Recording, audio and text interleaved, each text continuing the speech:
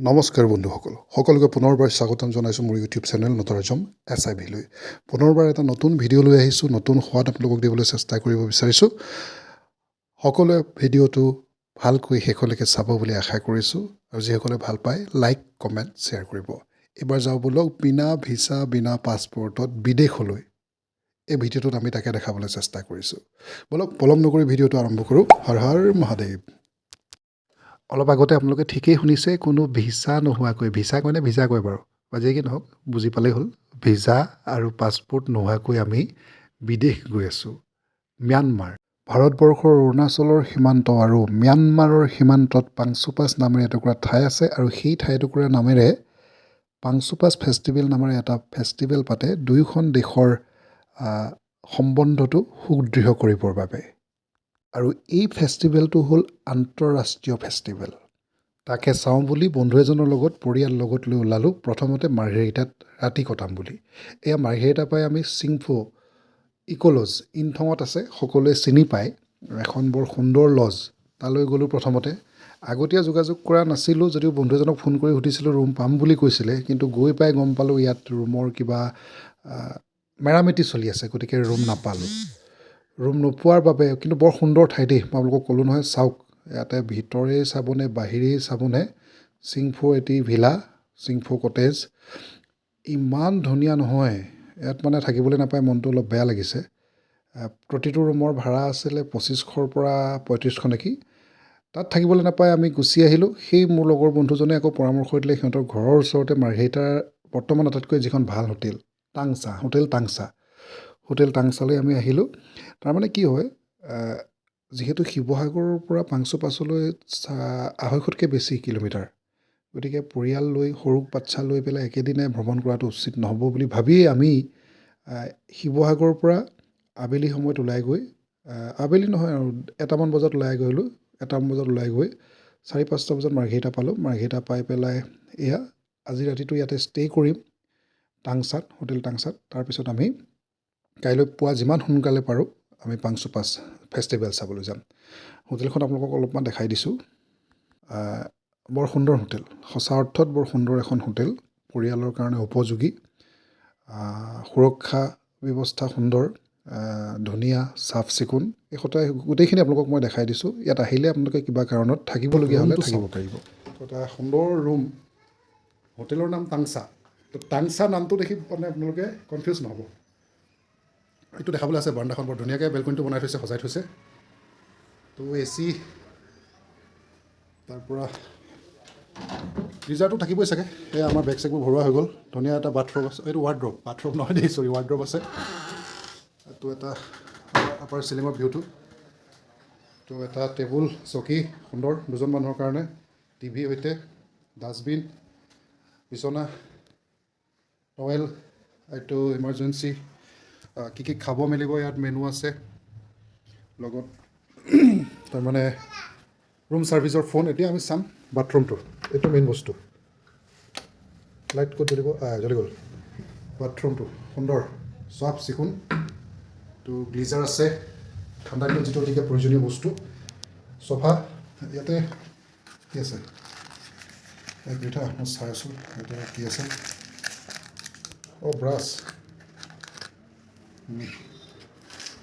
Brush আছে আৰু এটা সৰু কলগেট আছে। কলগেট আছে ইয়াতে, নতুন ৰেজৰ আছে, বঢ়িয়া। ফেচৱাছ, শ্বেম্পু, চাবোন, যি থাকিব লাগে গোটেইখিনি বস্তুৱে আছে।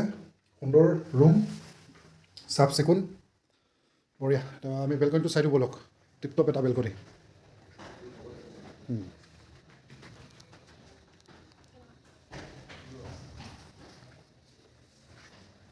তো আমাৰ আৰু এটা ৰুম আগত আছে, 105 নম্বৰ আৰু 101 নম্বৰ।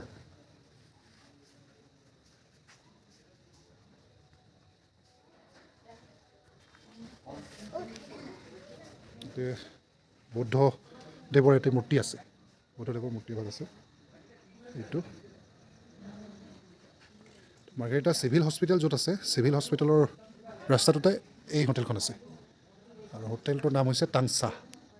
মোৰ ভিডিঅ'বোৰ অলপমান দীঘলীয়া হয় সেইটো আপোনালোকে জনাসকলে জানেই যিহেতু মই ডিটেইলছত গোটেইখিনি দিব বিচাৰোঁ আৰু মই মানে ইউটিউবাৰ প্ৰফেশ্যনেল ইউটিউবাৰ নহয় মোৰ স্মৃতিবোৰ ছেভ কৰি ৰাখিবলৈ সেই ভিডিঅ'বোৰ বনাইছোঁ সেইকাৰণে ভিডিঅ'বোৰ কিছু দীঘলীয়া হৈছে আৰু সেইটো হয় যিসকলে মোৰ পুৰণা ছাবস্ক্ৰাইবাৰ আছে তেওঁলোকে জানে আচ্ছা যে কি নহওক আমি মাৰ্ঘেৰিটাত সোমাইতো বহি থাকিলে নহ'ব চাহ তাহ খালোঁ হোটেলত তাৰপাছত ওলাই আহিলোঁ মাৰ্ঘেৰিটাৰ যিখন আণ্ডাৰগ্ৰাউণ্ড বজাৰ জনাসকলে জানে যিখন আমাৰ হংকঙত আছে এখন আণ্ডাৰগ্ৰাউণ্ড বজাৰ বিখ্যাত মাৰ্ঘেৰিটাতো এনেকুৱা এখন আণ্ডাৰগ্ৰাউণ্ড বিখ্যাত বজাৰ আছে সেই বজাৰখন এক্সপ্ল'ৰ কৰিবলৈ আমি ওলাই আহিলোঁ বহুত দিনৰ মই মাৰ্ঘেৰিটাত বহুত বছৰ আছিলোঁ পুনৰবাৰ বহুত দিনৰ মূৰত আহি সেই বজাৰখনলৈ মাৰ্ঘেৰিটালৈ আহিলে এই বজাৰখনত নোসোমালে মনটো ভাল নালাগে মানে যিসকলে জানে তেওঁলোকে আহে এপাক নহয় এপাক আৰু আচৰিত কথা বহুত সস্তাত ইয়াত বস্তু পায় বিশেষকৈ কাপোৰ বহুত সস্তাত পায় মানে বহুত মানুহ সেইকাৰণে আহে ইয়ালৈ তাৰ পাছতেই মাৰ্ঘেৰিটাৰ বিখ্যাত চিংফো ভিলাৰ কথা তাত আৰু টোপোলা ভাতৰ এসাঁজ নাখালে চলিব জানো আমি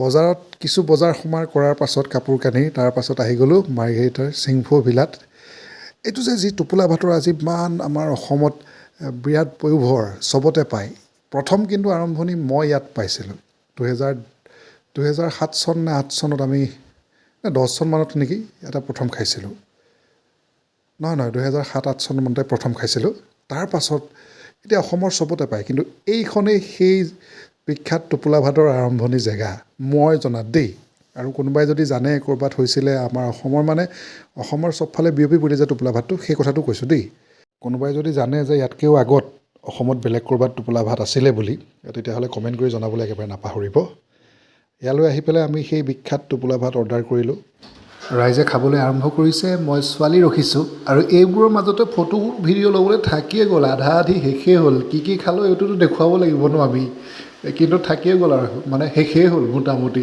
তাৰপিছত সোনকালে 9 বজাত আমি ৰুম পালোঁহি আৰু ৰুমত এয়া এগৰাকীয়ে চাওক অঁ হ'ব দিয়া থৈ দিয়া দিব চিকেন ফ্ৰাইড ৰাইচ দিবনে দিব আৰু এক প্লেট লাগিব অঁ আৰু কিবা লাগিব নেকি কফি চফি খাবা নেকি অঁ কফি চাহ অঁ দি দিবা কৈ দিয়া কফি চাহ আৰু কিবা লাগিব নেকি আৰু কিবা থৈ দিয়া এতিয়া থৈ দিয়া হ'ব থৈ দিয়া হৈ যাব কফি চাহ আৰু একো নালাগে অঁ কফি চাহ হ'ব অঁ থৈ দিয়া থৈ দিয়া ভালকৈ থোৱা অঁ ভালকৈ থোৱা আমি সোনকালে ৰাতিপুৱা উঠিছিলোঁ প্ৰায় 6 বজাতে উঠিছিলোঁ 6 বজাত উঠাৰ পাছতো ইমান বেছি কুঁৱলী মাৰিছিলে সেইকাৰণে আমি অলপ লাহে ধীৰে যোৱা সিদ্ধান্ত ল'লোঁ টাংচাসকল বৌদ্ধিজক ফ'ল' কৰে নেকি বৌদ্ধিজিম ফ'ল' কৰে টাংচাসকলে এয়া চাওক তেওঁলোকৰ ইষ্ট দেৱতাৰ এটি প্ৰতিমূৰ্তি বুদ্ধদেৱৰ প্ৰতিমূৰ্তি ইয়াতে হোটেলৰ বেলকনিত ধুনীয়াকৈ ৰাখিছে টাংচাসকল আচলতে ম্যানমাৰ আৰু অৰুণাচলত পোৱা যায় টাংচাসকলৰ যি জনগোষ্ঠী আৰু বেছিকৈ চাংলাং ডিষ্ট্ৰিক্টত অৰুণাচলৰ চাংলাং ডিষ্ট্ৰিক্টত পোৱা যায় আমি প্ৰায় 7মান বজাত 7টা বাজি গ'ল গৈছে 7:30মান বজাত ৰাতিপুৱা ওলাই আহিছোঁ ভাবিছোঁ যিমান সোনকালে যাম সিমান সোনকালে আমি উভতি আহিব পাৰিম মাৰ্ঘেৰিটাৰ লগত মোৰ এক পুৰণা সম্পৰ্ক আছে 2011 চনত বিশেষ সূত্ৰে গৈ পেলাই মাৰ্ঘেৰিটাৰ কল ইণ্ডিয়া ৱৰ্কশ্বপত মই 1 বছৰ কাম কৰাৰ সুবিধা পাইছিলোঁ গতিকে মাৰ্ঘেৰিটাখন অতি আপোন মোৰ ইমান দিনৰ মূৰত আকৌ আহিছোঁ ভাল লাগিছে আৰু এয়া আমি লাহেকৈ দিহিং পাটকাই ফেষ্টিভেল যে পাতে সেই ফেষ্টিভেলৰ জেগা পাৰ হৈ আমি জাগুন পাইছোঁহি জাগুনৰ পৰা সোঁহাতে যাব লাগে সোঁহাতে গ'লে জয়ৰামপুৰ হৈ পেলাই আপুনি আমি যি পাংচুপাছ যাম তালৈ যাব পাৰিম আৰু বাওঁহাতে যদি যোৱা হয় বাওঁহাতে গ'লে মিয়াও হৈ অৰুণাচলৰ মানাবুম খাৰচাং এইবোৰ জেগালৈ যাব পাৰি এয়া চাওক আমি ইতিমধ্যে জয়ৰামপুৰ গেট পাইছোঁহি জয়ৰামপুৰ গেটত প্ৰথমতে পাছ বনাব লাগিব ইয়াতে এইখন গাড়ীখনৰ কাৰণে আৰু কেইজন মানুহ গৈছে কিমান বয়সৰ গৈছে এটা ষ্টিকাৰ দি গাড়ীখনত এয়া আমি লাহেকৈ ওলাই আহিছোঁ আৰু জেগা টুকুৰা এইটো চাওক পাংচুপাছ ইয়াৰ পৰা আৰু 32 কিলোমিটাৰ আছে আৰু ফেষ্টিভেল হ'ব য'ত এই জেগা টুকুৰাৰ নাম নামপুং পাংচুপাছ মানে বৰ্ডাৰ যিটুকুৰা ম্যানমাৰ জেগা টুকুৰা হ'ল পাংচুপাছ আৰু যিটো পাংচুপাছ ফেষ্টিভেলটো আমাৰ ভাৰতৰ মাটিত মানে অৰুণাচলৰ মাটিত হ'ব মানে বিভিন্ন জাতি জনগোষ্ঠী উত্তৰ পূৰ্বাঞ্চলৰ যিমানবোৰ জাতি জনগোষ্ঠী আছে বিশেষকৈ অৰুণাচল ম্যানমাৰৰ তেওঁলোকে অনুষ্ঠান পৰিৱেশন কৰিব তেওঁলোকৰ জনগোষ্ঠীয় যিখিনি অনুষ্ঠান আছে বিৰাট ভাল লাগে তাৰ মাজতে আহি পেলাই আমি ৱৰ্ল্ড ৱাৰ চিমেট্ৰি পালোঁহি ইয়াতে দ্বিতীয় বিশ্বযুদ্ধৰ সময়ত যিসকল সৈনিক চীনা সৈনিক জাপানী সৈনিক মৃত্যু হৈছিলে তেওঁলোকক এইখিনিতে কবৰ দিয়া হৈছে। এইখন টেংকখন নতুনকৈ আনিছে, মই আগতে আহোঁতে এই টেংকখন নাছিলে। এইখনটো আজি মানে এই হয়তো ফেষ্টিভেলটোৰ কাৰণে আনিছে নেকি, ফেষ্টিভেলটোৰ কাৰণে এই টেংকখন আনিছে। কি যুদ্ধত T-55 এইখন ব্যৱহাৰ কৰা হৈছিলে সেইখিনি লিখা আছে। ব'লক আমি লাহেকৈ ৱাৰ চিমেট্ৰিটো চাম এতিয়া। আৰু আমি যে আহি আছোঁ, আচল কথাটো ক'বলৈ পাহৰিছোঁৱেই, এই ৰাস্তাটোৱে সেই বিখ্যাত ষ্টিলৱেল ৰোড, যিটো ষ্টিলৱেল পথ বুলি কয়, আমি আহি থকা ৰাস্তাটোৱে, তাৰমানে জয়ৰামপুৰৰ পৰা যিটো আমি আহি আছোঁ। এই ৰাস্তাটোত কি হ'ল, যুদ্ধ হৈছিলে যেতিয়া, দ্বিতীয় বিশ্বযুদ্ধ হৈছিলে, তেতিয়া আমি তাত য'লৈ গৈ আছোঁ তাত আমি দেখিবলৈ পাম ম্যানমাৰৰ লেক অফ ন' ৰিটাৰ্ণ, তাৰমানে যিটো হ্ৰদৰ পৰা ঘূৰি কোনো আহিব নোৱাৰে, মৃত্যু হ'বই মানুহৰ, খাটাং।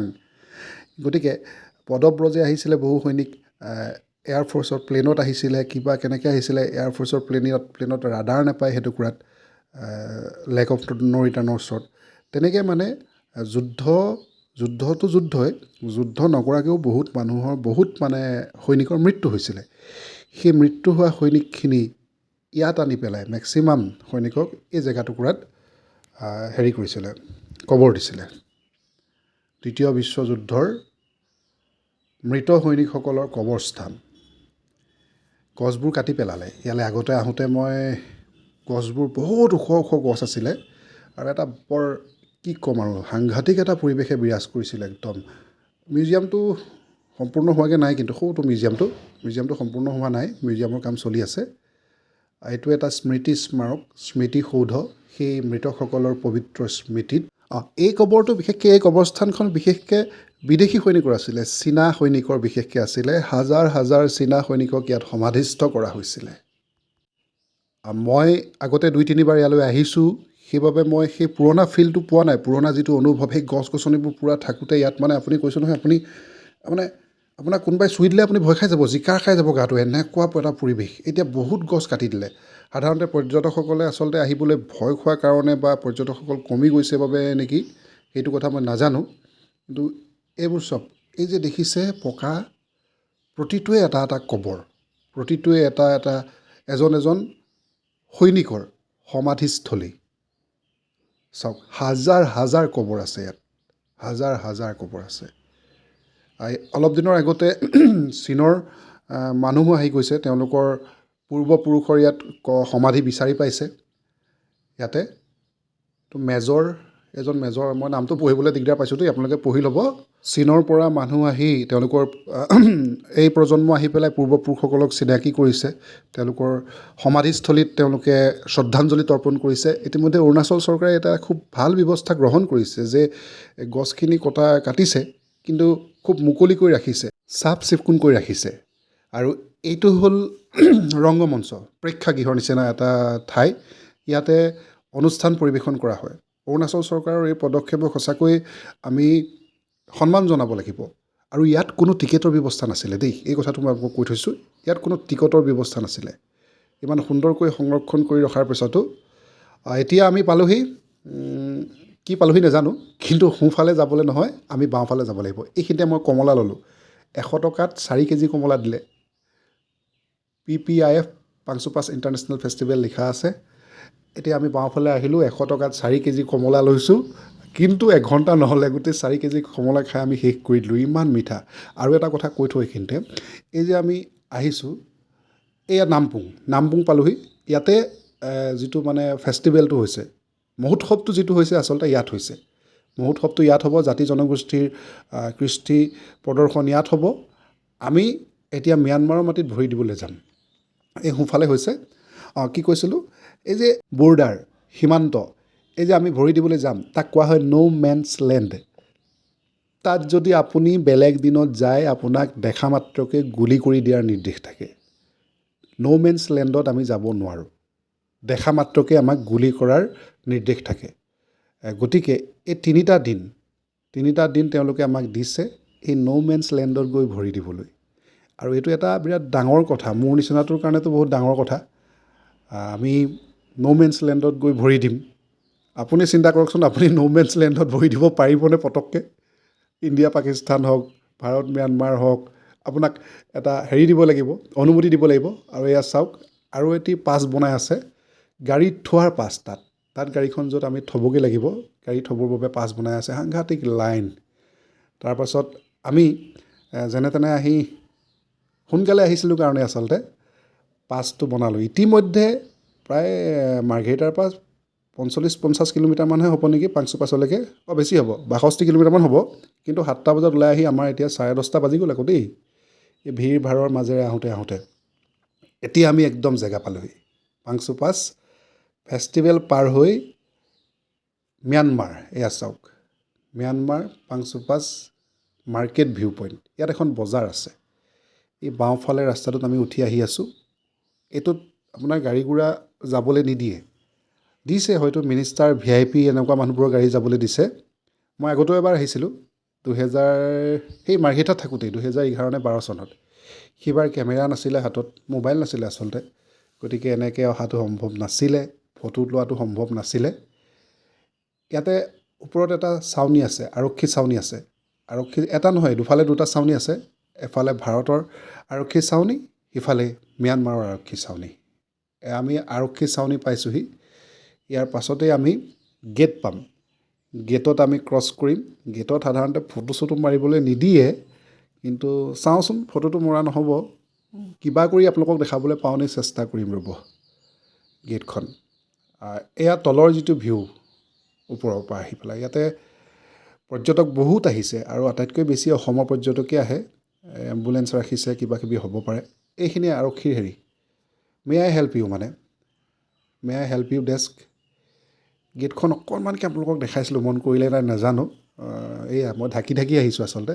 এই বজাৰখনৰ ভিতৰত ফটো ভিডিঅ' কৰিব দিব গেটখনৰ ফটো উঠাবলৈ নিদিয়ে তেতিয়াহ'লে ফাইনেলি বিনা ভিছা বিনা পাছপৰ্টত এতিয়া আমি সেইফালে ইণ্ডিয়া আৰু এইফালে ম্যানমাৰত বাকী বজাৰখনৰ বিষয়ে বহলাই কৈ আছোঁ ৰ'ব অপেক্ষা কৰক পিছৰ ভিডিঅ'টোত ক'ম বেয়া নাপাব ভিডিঅ'টো দীঘলীয়া হৈছে আৰু বহুত দীঘলীয়া কৰিবলৈ মোৰো ইয়াত দিগদাৰ হয় আৰু আপোনালোকে চাইও আমনি পাব গতিকে এই বজাৰখনৰ বিষয়ে পিছৰ ভিডিঅ'টোলৈ অপেক্ষা কৰক তেতিয়াহ'লে আজিলৈ এইটো ভিডিঅ' সামৰিছোঁ ধন্যবাদ জয় অসম হৰ হৰ মহাদেৱ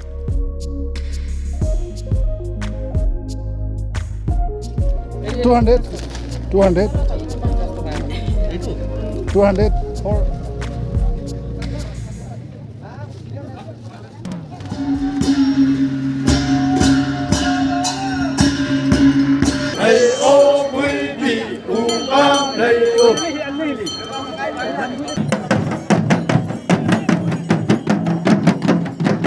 अनुशासन एवं कर्तव्य निष्ठा को देख सकेंगे सभी लोग ऑब्स्टेकल के पीछे